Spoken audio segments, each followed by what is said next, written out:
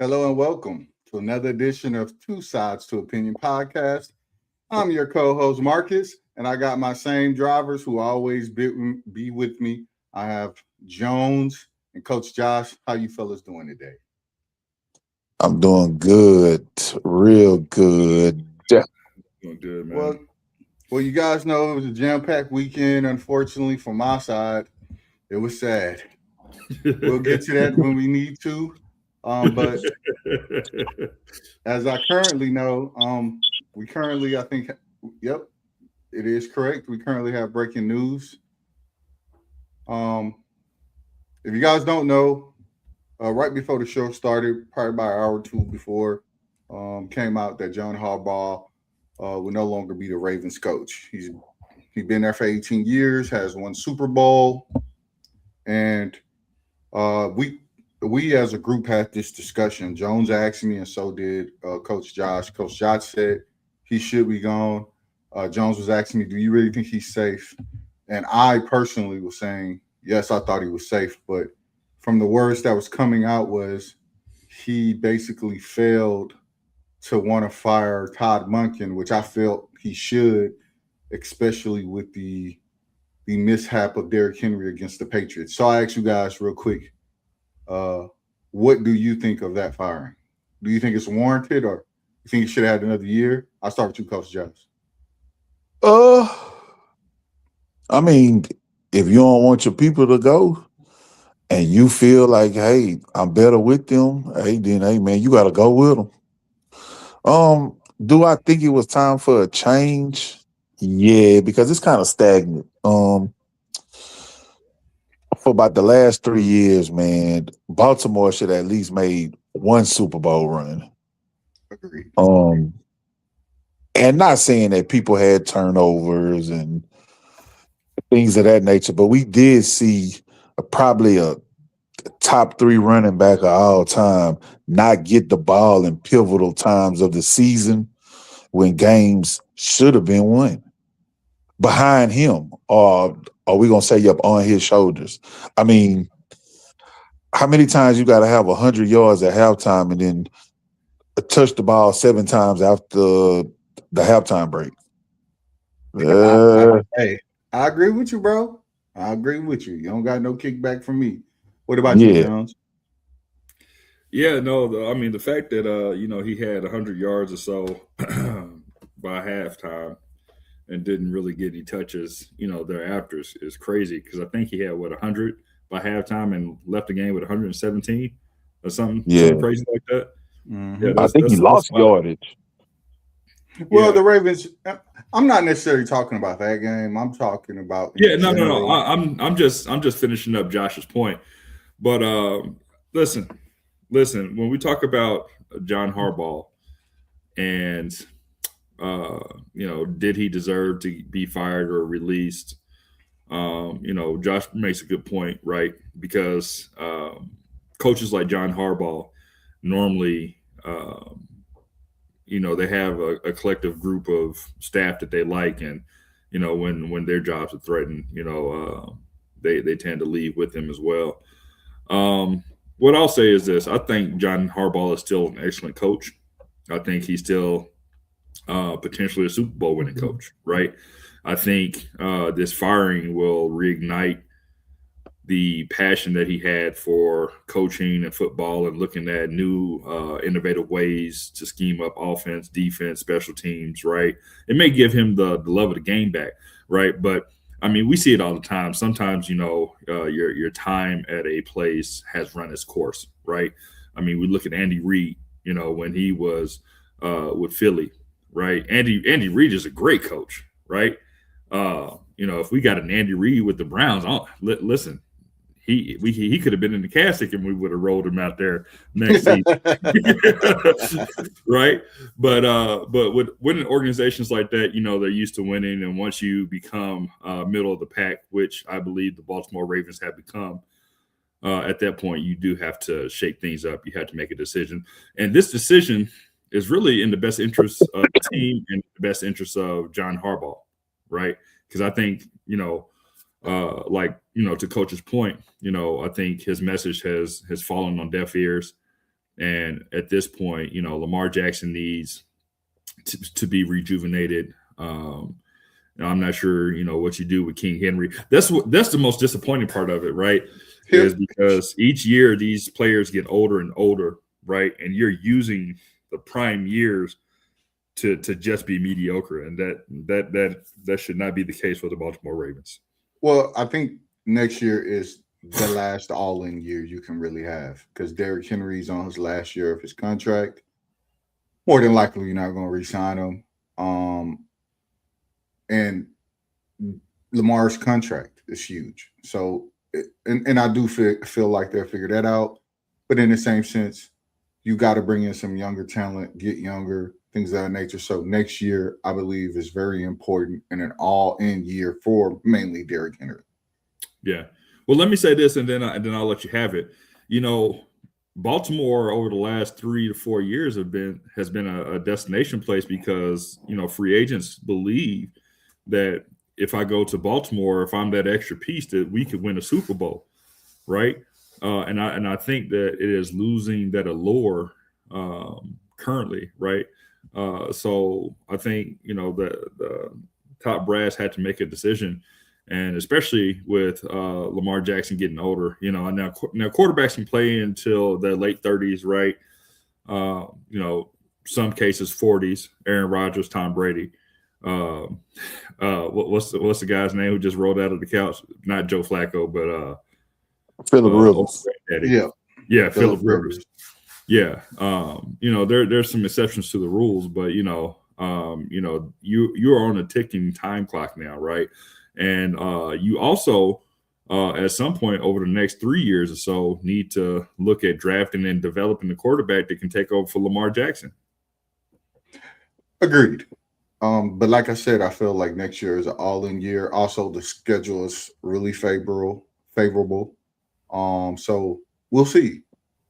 I do think, and this is going to roll right into our next subject. If you guys, especially you guys in the chat, Coach Marcus, I know you're a Saints fan, so you'll be able to answer that question that's about to come up next with Coach Josh, basically, which is, as the GM of your team, what would you like to see your favorite NFL team do in the offseason for 2026 season?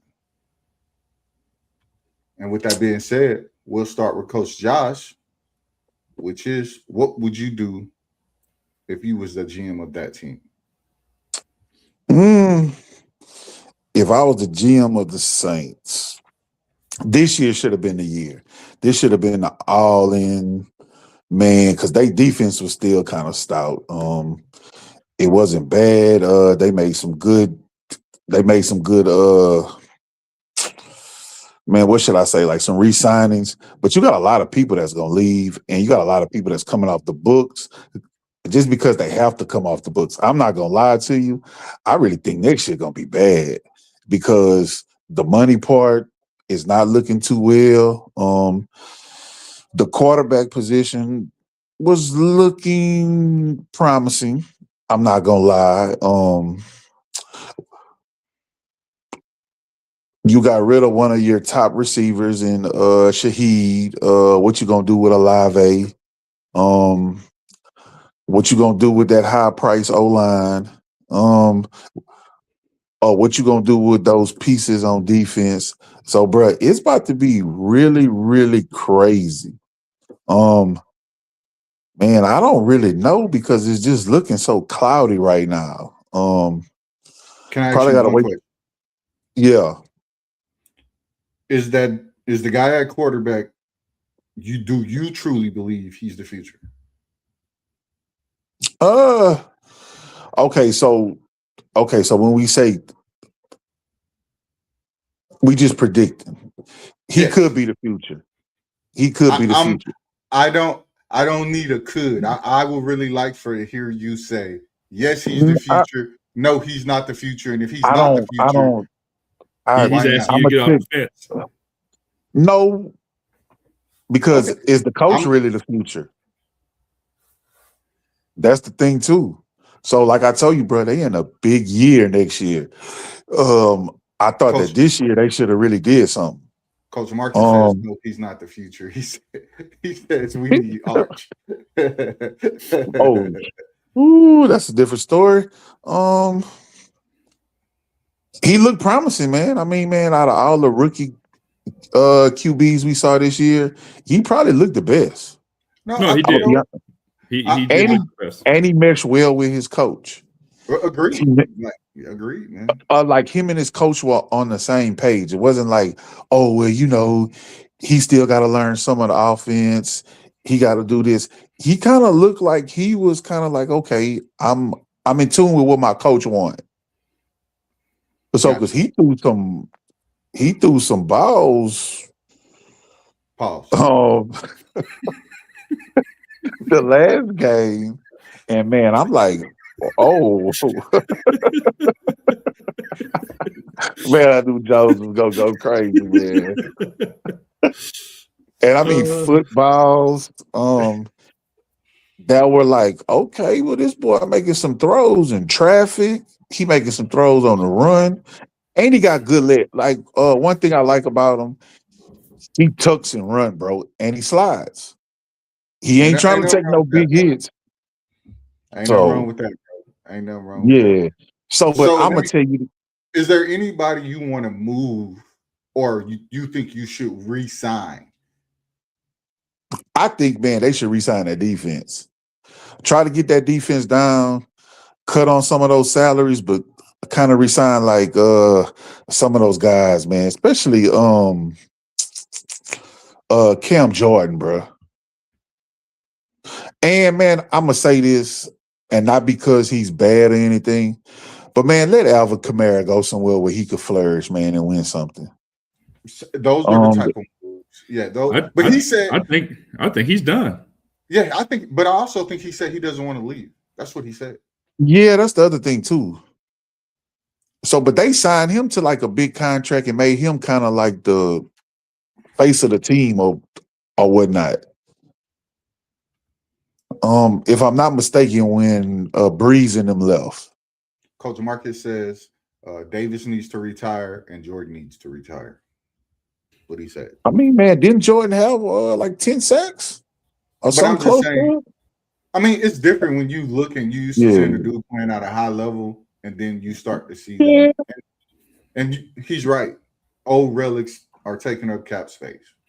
So it's different when you can go draft somebody and get the same production. If you're at that level, if I can go draft somebody at a lower salary to get the same production, and there's more upside, and they have a young NFL body, and what I mean by that is it's not gone through the trenches, it's not beaten, bruised, and battered just yet, right? Jordan, he's great player, right? Go ahead and throw him up on the Ring of Honor or whatever you want to do over there in New Orleans. But a lot of the great organizations know when they can get great value for those aging players. They get resources, and then they go ahead and retool their line. What happens to organizations like yours and mine is they end up holding on to those assets way too longer than they should have, right? And then you lose that player, and then you don't get adequate value back for that player. So the sign of a good organization, and like I said, right now maybe it's a good time to go ahead, trade those players. Listen, I know you want to stay, get some draft capital. Get some draft. I know you want to stay. Let's go ahead and we're gonna trade you when you're ready to retire. We're gonna bring you back on a 1-day contract, week contract, whatever. Have you come out there, run on with your jersey on or whatever. We're gonna go ahead and retire you the correct way, and that's it. But being in the front office, you gotta know when it's time, and you get paid to make those hard decisions. One question before we move on to Jones. If the draft is coming up, who would you like to see them draft? Or what position you would like to see them draft? Draft a receiver, man. Because with Olave, with them concussions, he might be one concussion away. Or a good tight end. Or a good tight end, bro. It's a group of them coming out. So yeah. All right, Jones. We gotta move on to you. Go ahead and. So, I answer appreciate that you giving me the rest of the time for the show to go through what I would do as a GM, as the Browns. So everybody just go ahead and, everybody who's watching, go ahead and buckle up because, I got about a 50-page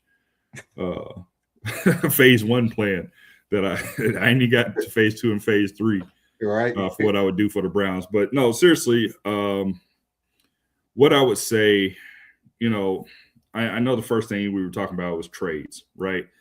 The Browns offense was horrible this year, right? We had Kevin Stefanski, who was supposed to be deemed, or I don't know if it was a self-title or it was given to him as, an offensive mind, depending on who you talk to, maybe even a prodigy. I didn't see it, but that's what was sold to the Browns fans. Even though he had to give up play calling 2 years in a row to offensive coordinators in the middle of the year. And they were then tasked with calling plays from his playbook and then taking the brunt of the blame for the offense not running or being efficient and effective as it should be. So, but with the trades, right, before I get off in the tangent, the biggest trade that I would want to see, right, and it's all going to be on the offensive side of the ball. We got George Pickens out there, right? He hasn't free agent.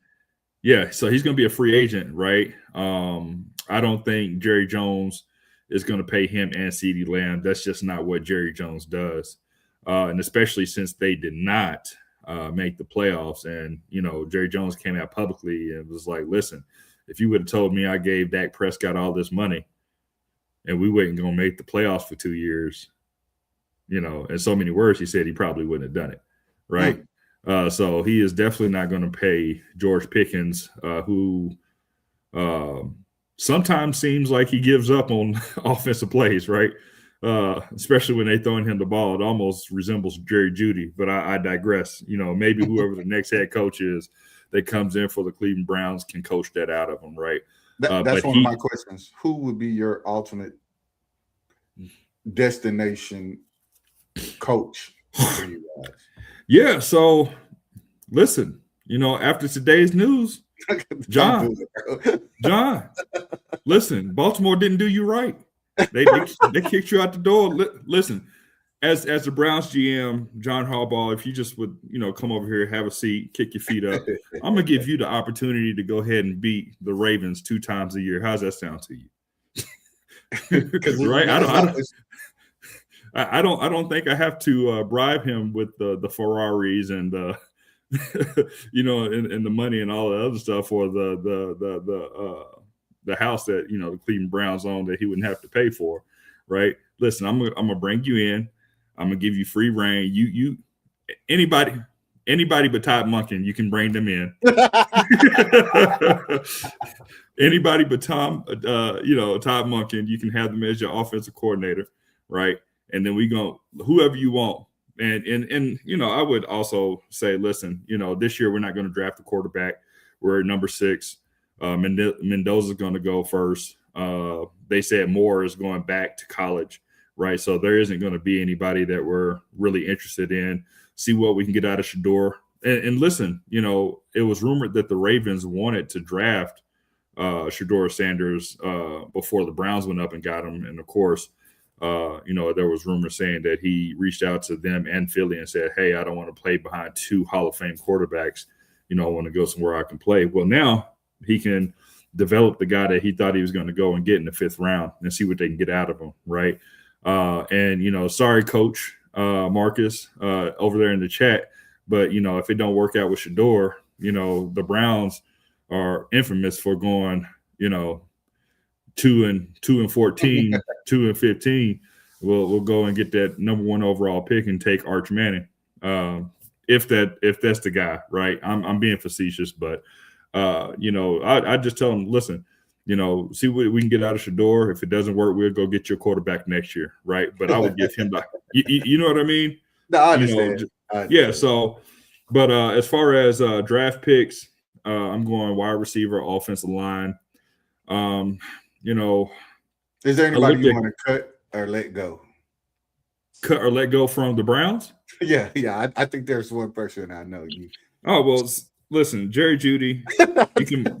You can move to number 3, or you can Oh, you go keep him? I'd move him to the 3 spot. I wouldn't move him to 2. No. Right?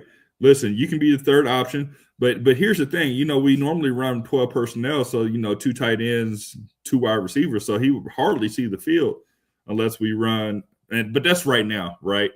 Depending on who the coach is, they might run more of a 3 wide spread, right? 11 personnel type of deal. So I mean, it really depends on who the next coach is. But I would go Carnell Tate, and then offensive line, I would go Francis. What I don't know how to pronounce his name. Muagua or something like that. What school? Let's see. Where is he? It's all good. I know his first. I know his first name is Francis, but I would go offensive line, wide receiver, and then if I could have the pick that I wanted, right, especially with what happened with Quinshon Judkins, I'm going Jeremiah Love. Got you. Yeah, so we got 2 first-round picks. I'm not doing the Ashton Genty thing, because I just think Ashton Genty was way too small and overdrafted. But if Jeremiah Love is there at the top of the second round, I'm going to get him. But you can't knock Genty. I thought he played very well for the crappy offense that they had. So I get it, but I just don't see him having a long career drafting. So yeah. I'll go to myself, make this short and sweet. The most important thing is the draft. To me, Ruben Baines from Miami, the defensive end. You got to go get that dude. That dude is a dog. In the second round, if his counterpart is there too, you go get him. So you keep Falele? Well, I would go get somebody in the draft. I mean, I would go get somebody in free agency to replace him, because one thing he can do is block in the run game. What he can't do is block in the passing game. He sucks. Just being honest, not trying to throw shade at the dude. Coaching wise, I would like for us to go get a defensive minded coach. No, I don't want Anthony Weaver that people throwing out there. No, I got one for you. Flores, I would love for him to come, but I would like to more see him as the defensive coordinator other than the head coach. Offensively, I would like Cliff Kingsbury to be our OC. As you know, he opted out and parted ways. So there's names out there. Raheem Morris.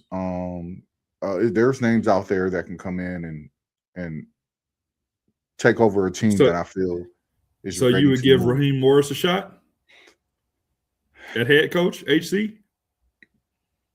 I say yes, and here's why. He is going to be able to, and I felt John Harbaugh didn't know how to handle Lamar Jackson in a peer-to-peer moment as relating to him. Like he couldn't relate to a young Lamar Jackson. Now I feel like you bring in somebody like a Raheem Morris who has the fresh cut. You coming from Atlanta, been in the game for a while, he could be like, hey, that's not how we want to roll, or that's not how we want to do. And it'll hit Lamar like, okay, this is a different voice I'm hearing. You know what I'm saying? Other than that, I would like to cut some dead weight. I think we should get rid of Mark Andrews and re-sign Likely. I think we should get rid of Marlon Humphreys and go get younger at that position. Kyle Hamilton is great. Starks is great. Higgins is fine. He's gonna be great once he understands what he can and can't do. And we probably gonna have to go get another linebacker.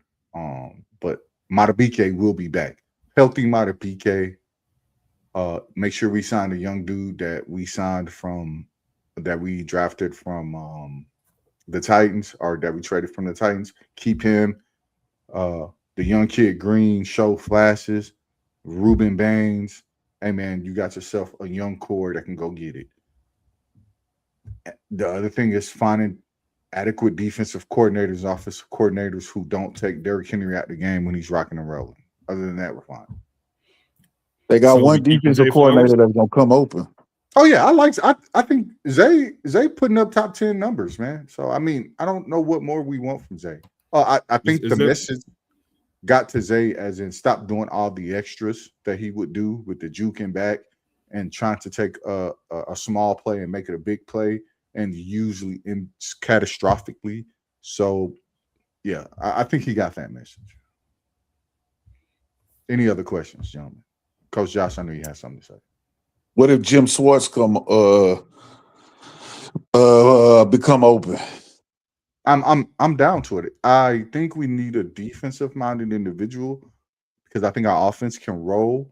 We needed that defense to hold at least 20 points a game, and we was giving up damn near 32. So it's not where we want to be, guys. All right, let's move on to our next topic.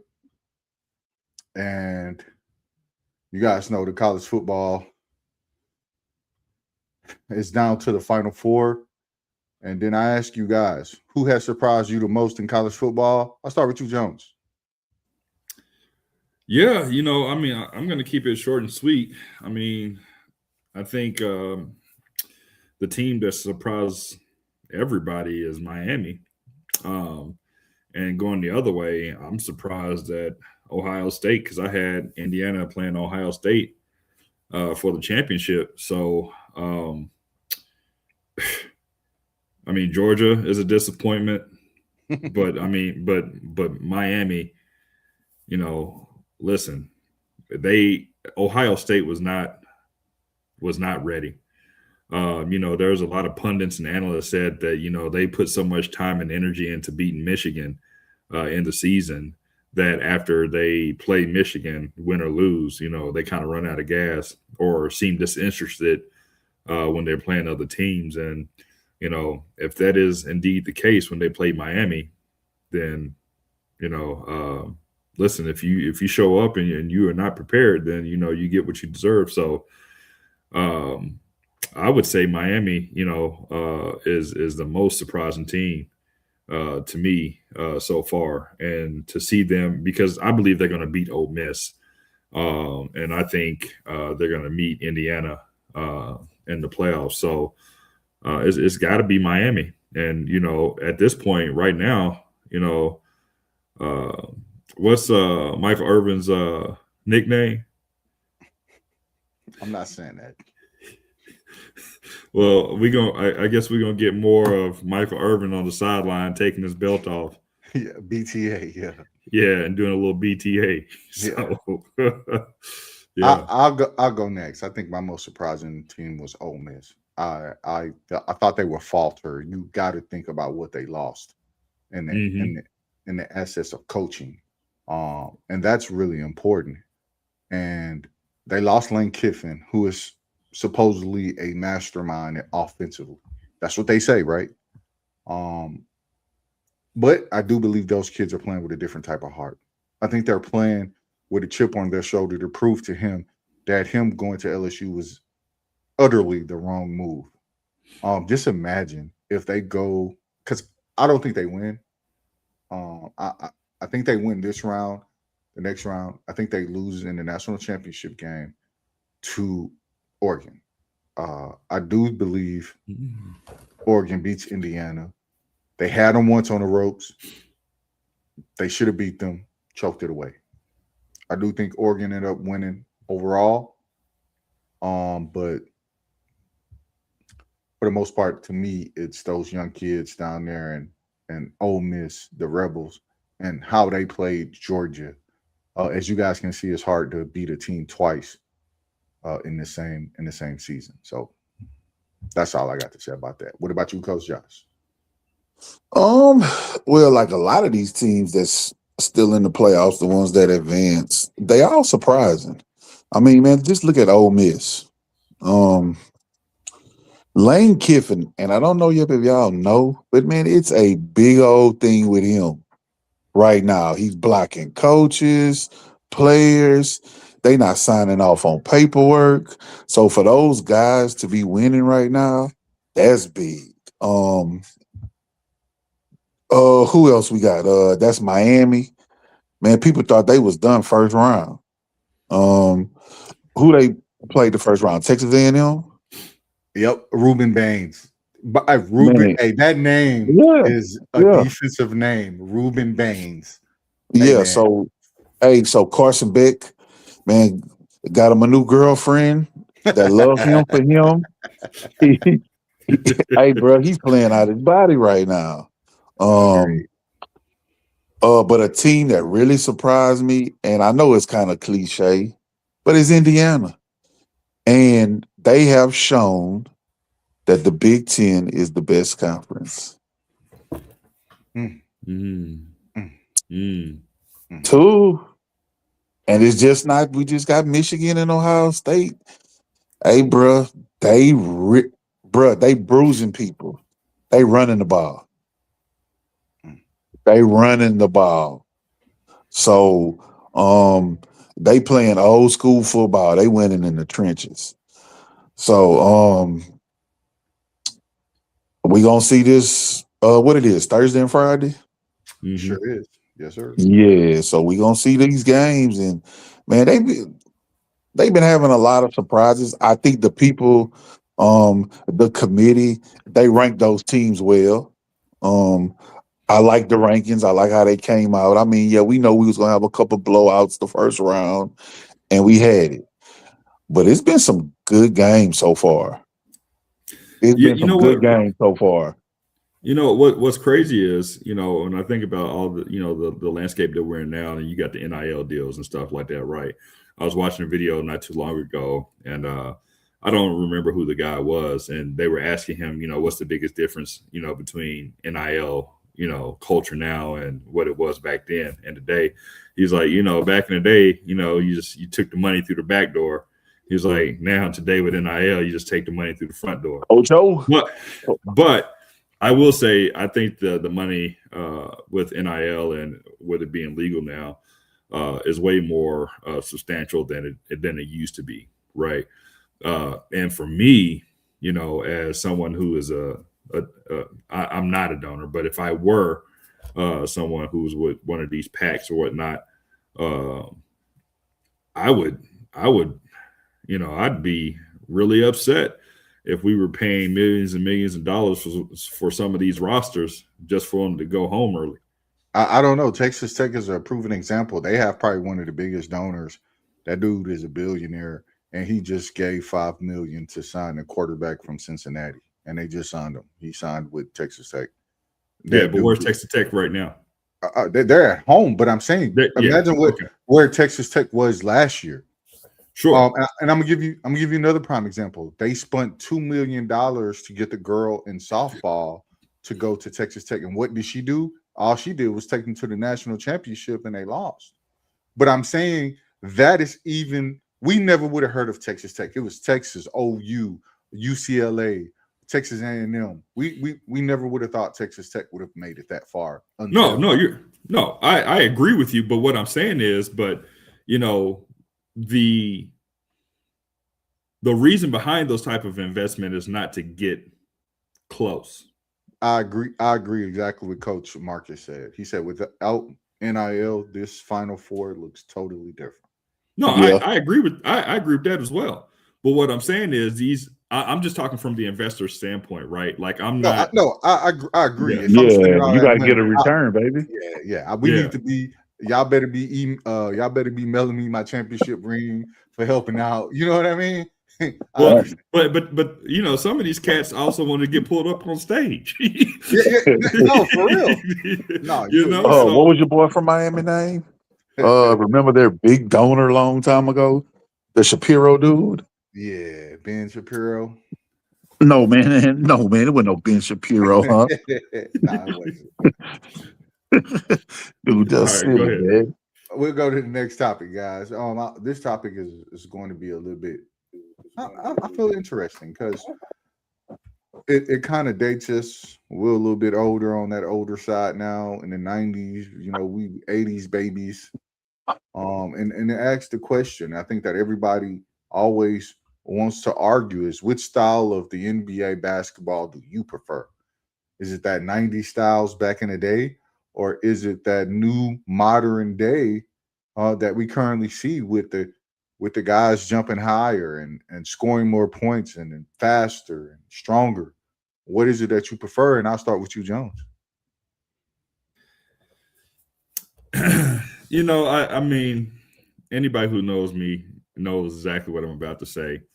And I hate that I'm going to give an obvious answer, but obvious to me, I guess. I got to go with the 90s, right? These last couple of years, the NBA to me has almost become unwatchable, right? I've never seen somebody do a step back, take 2 to 3 steps, gather your steps, and then the defender gets on you, and now you have an option to do another 1-2 step through. Step through. That's 5 to 7. Listen, if we're playing football, just tell me. If we just, I've never. I know we all play pickup, and like I remember, if a dude slid his foot just a little bit, right, while he had his pivot and didn't take his dribble, that was a travel. That was a walk, right? That's ball up. We're going the other way, right? Mm-hmm. But now you can slide your feet. You can change pivot feet. You can. It's I don't know. It's just unwatchable to a point where, and maybe like I said, I'm old, right? But understanding how we were taught to play basketball and watching them play basketball now is just like, oh my God, like I can't believe they're getting away with this, right? But if we're just talking about stylistically, right? I'm still taking the 90s. I was watching the Spurs play the other night, and I forget who they were playing, and I just seen 3 ball after 3 ball after 3 ball after 3 ball, right? And then I would see an occasional layup on a fast break. I don't think players are really playing fundamental basketball. They're not calling any plays. They're not running any sets. It's all ISO ball. It's majority pick and roll if they run the pick and roll.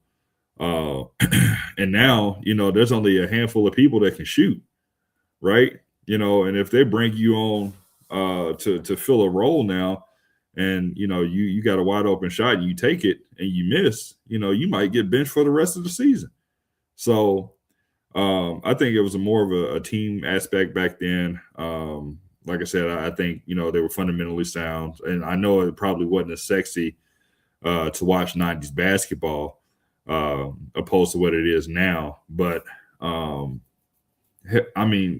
fellas, like if you didn't come down and pass the ball 3 times, and maybe that wasn't a good philosophy to have, but if you just came down and jacked a 3 without even thinking about passing the ball or hitting the post, you was benched.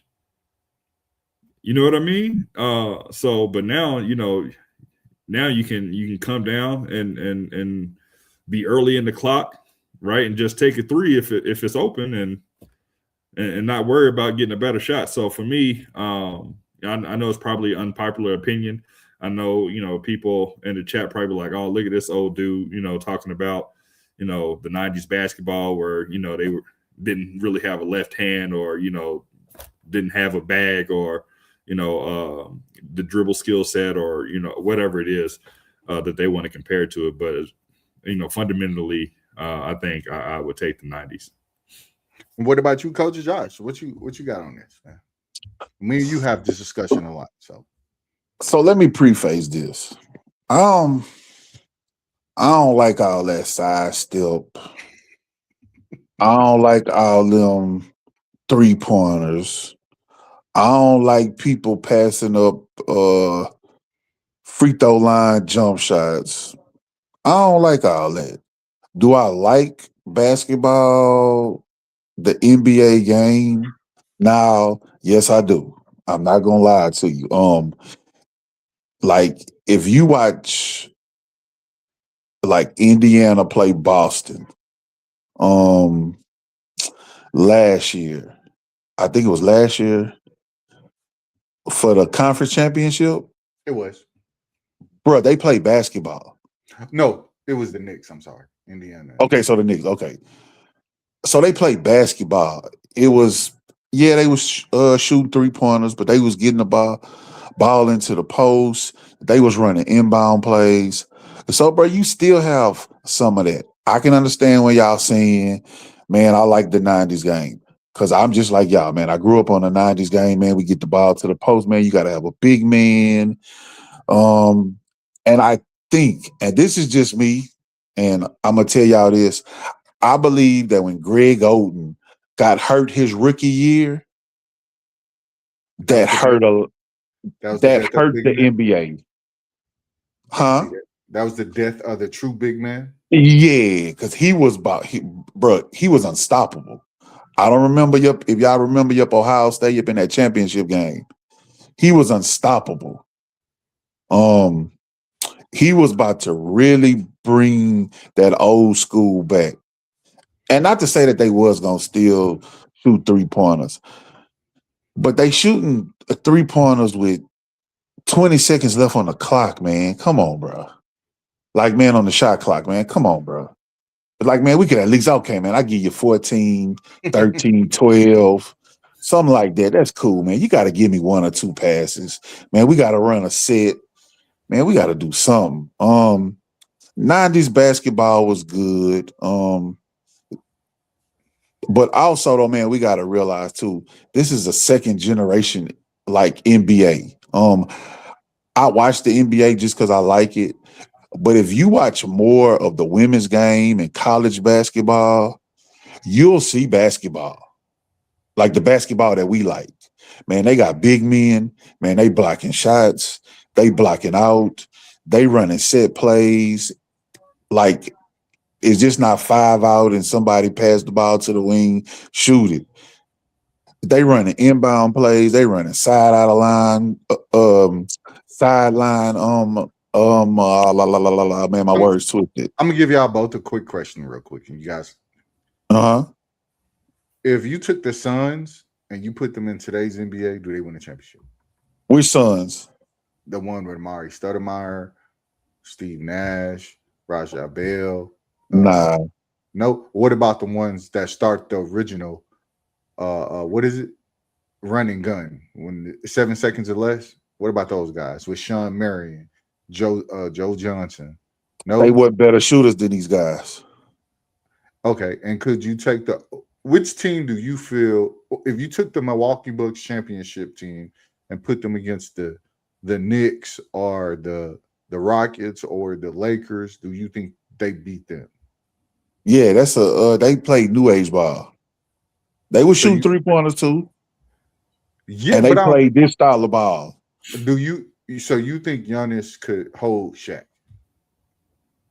It would be Josh, answer correctly.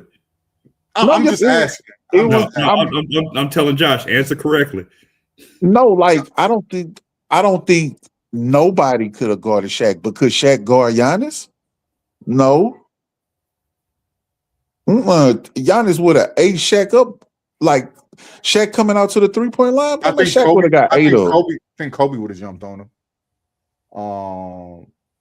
Do you think Giannis could have hung with Hakeem Olajuwon? Yeah, Giannis is a 7-foot guard. Giannis is a 7-foot guard. I truly believe that Hakeem could hold Giannis and probably shut him down. Okay. I'm just asking. I'm just jump in here real quick because I've listened to some of the NBA players talk about other NBA players on some of these podcasts and stuff, right? And Kevin Garnett talks about Tim Duncan all the time, right? And he talks about how he was completely unguardable. Now, if we talk one-on-one, that's a different type of that's a different type of outcome. But if we're talking 5-on-5 and you're talking about them guarding each other within that set, I don't think so. And I don't think, and we're talking about Shaq. And stylistically and the type of defenses they would have ran to stop Giannis. I don't even know if you remember. Like, I think people forget how good Shaq was. Shaq would grab a rebound and go coast to coast on you. I'm gonna say this, and it's gonna sound crazy. I don't think Shaq lasts in this NBA. I believe he's too physical to a point where I don't think he stays on the floor very long. He's a strong. What made him so great was he was exceptional at being strong, like super strong. He was super aggressive. He would take a couple charges just to take a couple charges and set the tone. So I don't know, but so we can get back to the most important of everything is, I don't know. I really didn't come up with an answer, because what I do know like about the 90s is individuals knew their roles. Steve Kerr knew he was gonna sit his butt in the corner and get ready to shoot this three when Michael got double teamed. Dennis Rodman knew I'm not gonna get no points, but I'm about to get 72 rebounds. Right? Kenny Smith knew he was gonna guard one of the best two guards and try to give him as much hell as he can give him. Right? Hakeem Olajuwon was go get the ball, score. He was a play defense. Now we got a lot of guys that are just run trick ponies. You got a lot of one trick ponies. And I love the fast pace. I love the points being scored, and I think most people do. But in the sense of the game, you got too many one trick ponies, too many Luka Doncic's, too many James Hardens, and those are guys that all they do is score and can't play defense. But like I said, the game now is more exciting, and as how you say it, aesthetically for the eyes is Aesthetically pleasing to the eye. Yeah, there you go. Let me say this: you had people in the 90s that played basketball, that were sports fans of the game, like they knew what the rules were, they knew who the players were, all of that. Now you have a second generation fan who they know players. They don't kind of know how the game's supposed to go. Oh, so y'all supposed to run plays? Oh, like what this going? Oh, they just score points. They don't really know the facet of the game.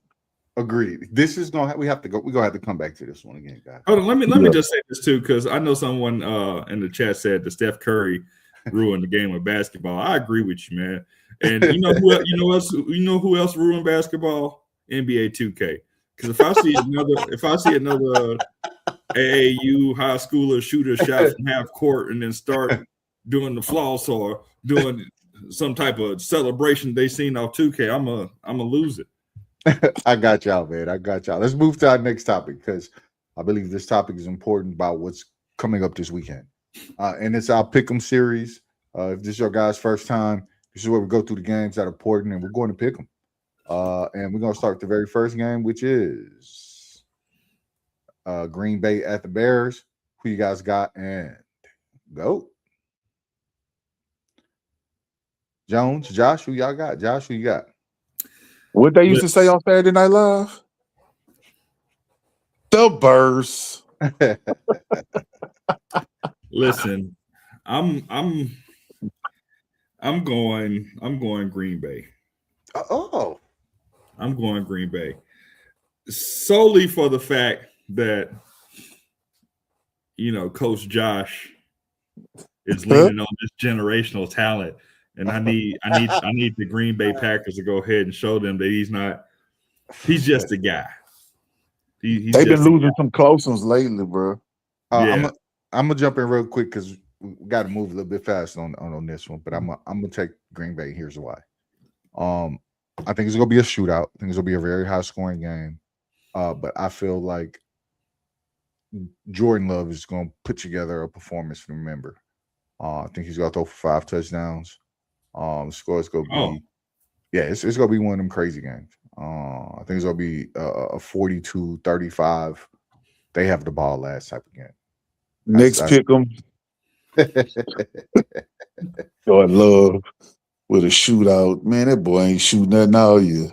We got the Rams at the Panthers. Who y'all got? I also remember that the Panthers did beat the Rams, but I know a lot of you will take the Rams. Go ahead.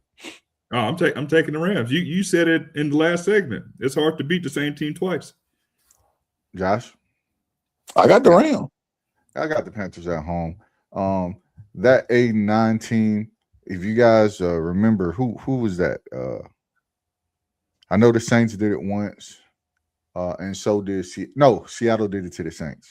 I think that was what 8-8 or 8-7 got in and rode. I got the Panthers. I think they're decent. Yeah, that's when Marshawn Lynch had a big game. Yeah, they run the ball really well too. Can Is they Devontae back? We don't know yet, but he should be.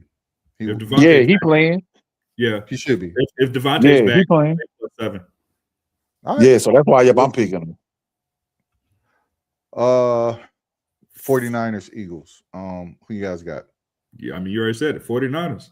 I think the Eagles are still in disarray. Jalen Hurts hasn't looked good all year. Coaching staff is having issues with the players.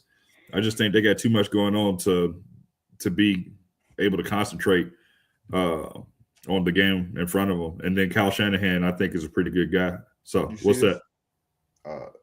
It's garbage because that's what the 49ers defense is.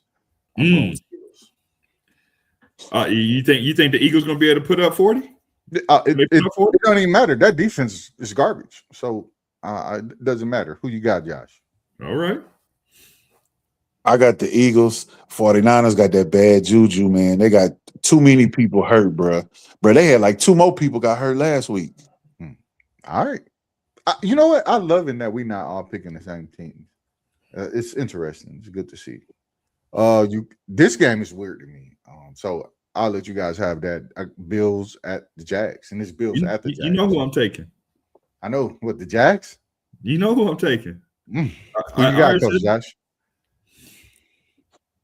I'm gonna take the Jags. I don't know what Vegas did to Josh Allen, but he was the luckiest cat in the last 2 weeks. I don't know. He's been showing me something that I don't like. Damn. I'm mad now because I feel like the Bills are gonna win now. You know what? I'm gonna take the Bills. Listen, I feel like Josh Allen is the last man standing, and he doesn't have enough around him to make a run. So I'm taking the Jags. Hey, yo, I'm telling you right now, if he loses this game, we killing him in the next episode. Just let you guys know. Should have been killing. Hold on. So can we kill Lamar Jackson this episode? Nah, but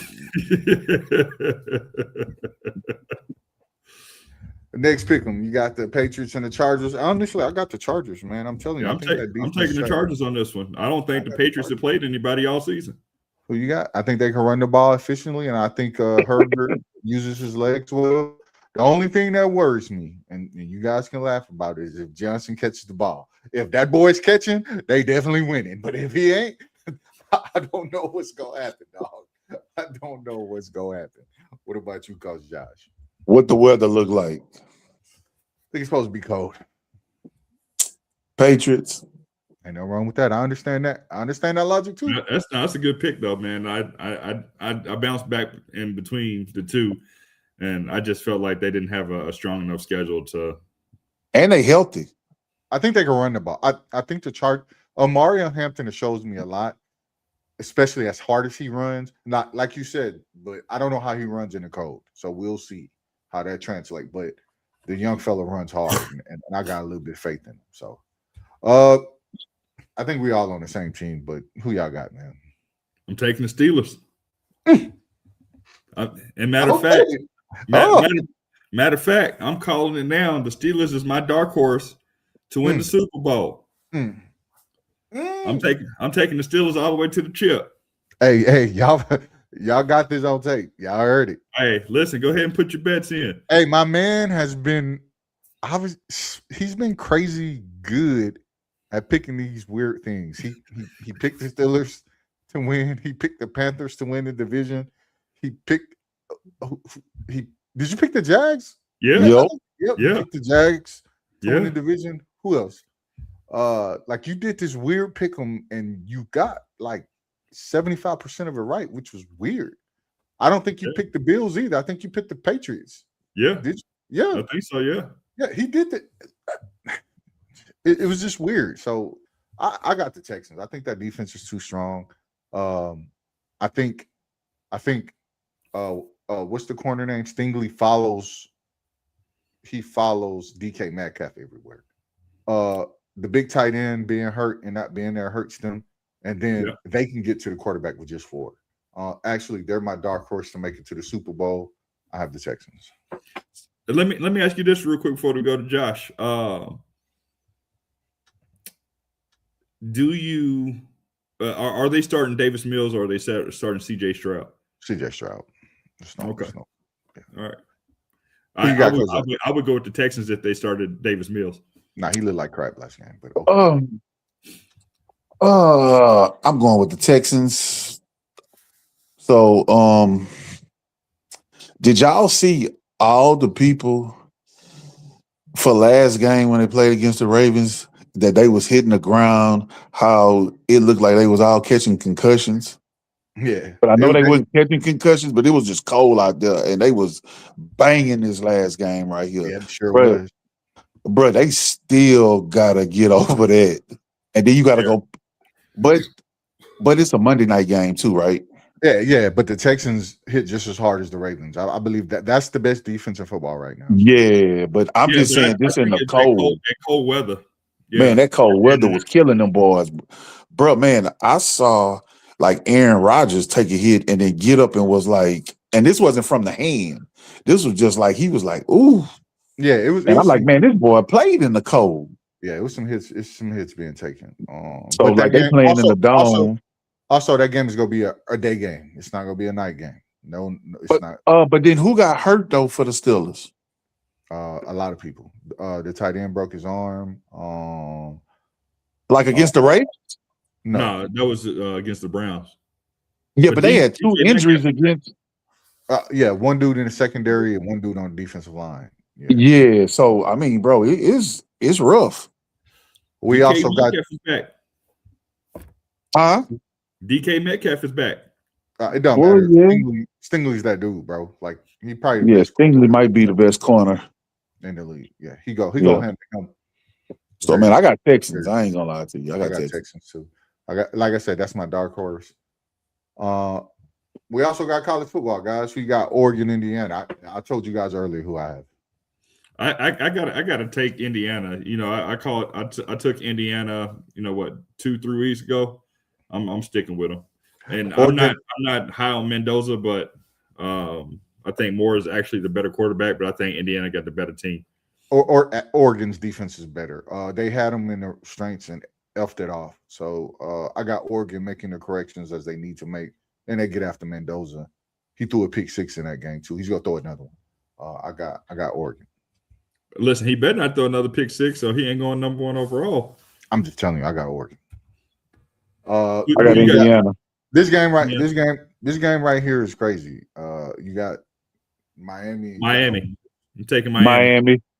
You guys got Miami? Lane Kiffin. Yeah, Miami. Man. Lane Kiffin making too much noise, bro. He doing too much. And you getting paid to win. I think I'm taking Ole Miss, man. You know how you sometimes just destined. Hey man, I got those guys to be destined, man. I got those guys getting to the championship but losing. Oh, so you feel like this about to be a Hallmark movie? Yeah.